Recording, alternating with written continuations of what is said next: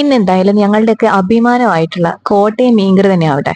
അതിനായിട്ട് ആദ്യം തന്നെ ഒരു ചട്ടിയിൽ വെളിച്ചെണ്ണ ഒഴിച്ച് ചൂടാവുമ്പോൾ 1/2 ടീസ്പൂൺ കടുകും 1/4 ടീസ്പൂൺ ഉലുവയിട്ട് പൊട്ടിക്കുക. അതിലേക്ക് ഓരോ ടേബിൾ സ്പൂൺ വീതം ഇഞ്ചിയും വെളുത്തുള്ളിയും ചെറുതായി അരിഞ്ഞതും കുറച്ച് കറിവേപ്പിലയും നന്നായി ഒന്ന് മൂപ്പിക്കുക.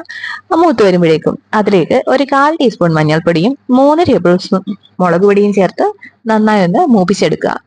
അതിലേക്ക് നമുക്കിനി വേണ്ടത് 3-4 അല്ലി കുടംപുളിയാണ്. അതൊന്ന് കഴുകി വൃത്തിയാക്കി കുറച്ച് വെള്ളത്തിൽ കുതിർത്തിടുക. അത് നമുക്ക് ഇതിലേക്ക് ഒഴിച്ചു കൊടുക്കാം. എന്നിട്ട് ഇതെല്ലാം കൂടെ ഒന്ന് വഴറ്റുക.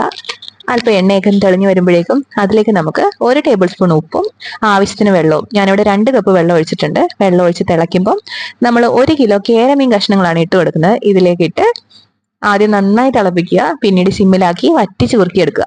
ഞങ്ങളുടെ കോട്ടയംകാരുടെ അഭിമാനമാണ് ഈ മീൻകറി. അതുകൊണ്ട് എല്ലാവരും ഒന്ന് ട്രൈ ചെയ്ത് നോക്കിയിട്ട് എങ്ങനെയുണ്ട് അഭിപ്രായം എന്നൊന്ന് പറയണേ. ഈ മീൻകറി കഴിച്ചിട്ടില്ലാത്തവരാണെങ്കിൽ ഒരു തവണ ഇത് കഴിച്ചാൽ ഞാനിത് ഉറപ്പിച്ച് പറയാം, പിന്നെ നിങ്ങൾക്ക് മീൻകറി എന്ന് പറഞ്ഞാലേ ഞങ്ങൾ കോട്ടയംകാരുടെ ഈ മീൻകറി ആയിരിക്കും. അതിൽ എന്തേലും എതിരഭിപ്രായം ഉണ്ടെങ്കിൽ ഇപ്പൊ പറഞ്ഞോ. അപ്പൊ എന്തായാലും വീഡിയോ ഈസി ആയിട്ടല്ലേ, ഇതിന്റെ ഡീറ്റെയിൽ വീഡിയോ വേണമെങ്കിൽ നമ്മുടെ ചാനലിലുണ്ട്, എല്ലാവരും ഒന്ന് നോക്കിയേക്കണേ.